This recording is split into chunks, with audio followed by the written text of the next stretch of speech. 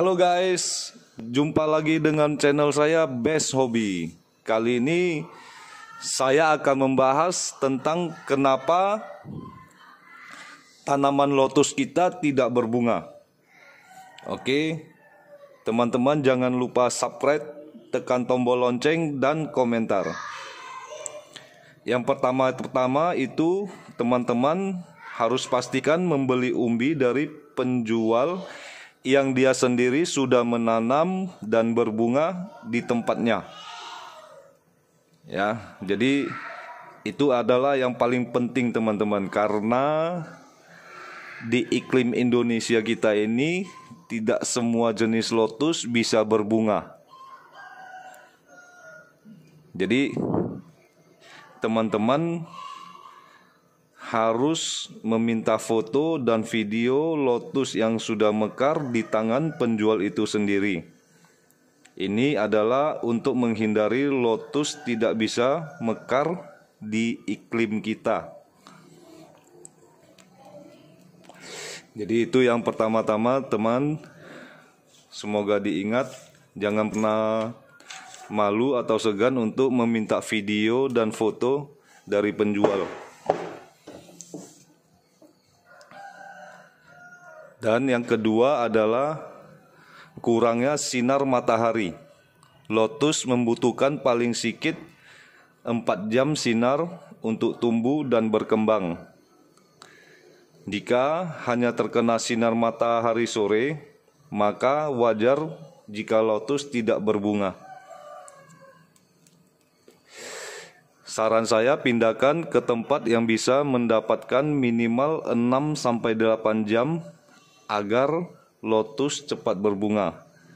Jika teman-teman tidak punya tempat yang seperti itu, teman-teman bisa tambahkan cahaya dari bola lampu yang memiliki spektrum sederhana. Nah, di video yang selanjutnya kita akan membahas tentang bola lampu yang paling baik menurut pengalaman saya untuk tanaman lotus. Jadi bagi teman-teman yang tidak memiliki tempat yang memiliki banyak cahaya, nanti bisa menggunakan bola lampu yang baik untuk tanaman ini. Nanti kita akan bahas teman-teman di video selanjutnya. Oke. Yang ketiga adalah jadwal pemupukan yang tidak tepat. Lotus itu harus diberi pupuk 2 minggu sekali apabila teman-teman tidak menggunakan pupuk liris lambat. Dan apabila teman-teman menggunakan pupuk liris lambat, itu bisa memupuk sebulan sekali. Jadi pastikan teman-teman menggunakan pupuk yang mengandung nutrisi lengkap agar lotus tumbuh sehat dan berbunga. Kalau bisa ya teman-teman membeli pupuk yang mengandung humante, karena ini humante ini sangat dibutuhkan oleh lotus untuk berkembang dengan baik teman-teman ya. Nah, teman-teman juga bisa mencampur sendiri berbagai jenis pupuk dan gunakan pupuk organik granul yang lebih banyak daripada pupuk NPK, karena NPK ini bisa membakar tanaman. Jadi untuk lotus ini agak kurang bagus teman-teman ya. Jadi ini tujuannya hanya untuk melengkapi nutrisi pada tanaman lotus ini. Apabila menggunakan pupuk kandang itu teman-teman pastikan pupuk kandangnya sudah benar-benar tua atau yang sudah lama dan kering. Ini untuk menghindari infeksi pada umbi yang mengakibatkan lotus tumbuh lemah dan tidak sehat.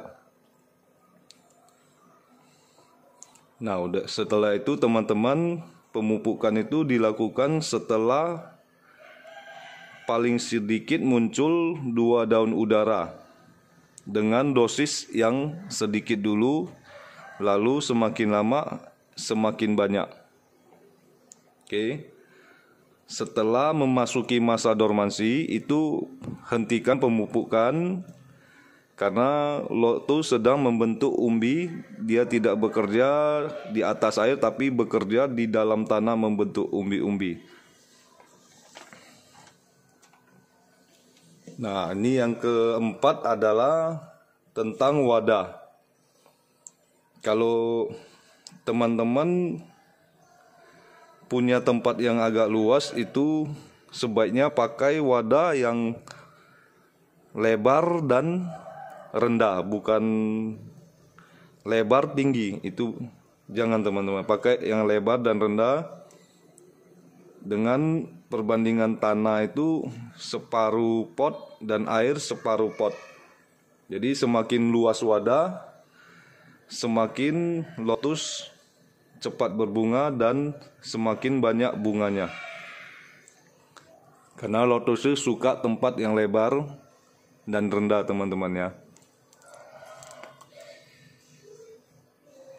Jadi kira-kira seperti ini alasan kenapa lotus itu tidak berbunga dan tidak tumbuh sehat.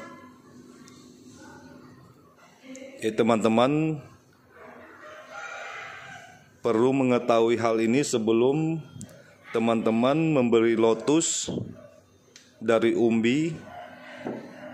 Nah, ini teman-teman saya sarankan untuk tidak membeli lotus itu dari biji ya teman-teman, karena biji itu tidak pernah identik dengan tanaman yang tumbuh dengan ibu. Itu selalu ada perbedaan. Jadi kalau saya sendiri pribadi tidak menjual biji karena takut akan selisih paham, karena ini adalah hasil penyilangan semua. Jadi kalau untuk lotus saat ini paling banyak adalah silangan-silangan. Oke. Terima kasih, semoga sukses, sehat.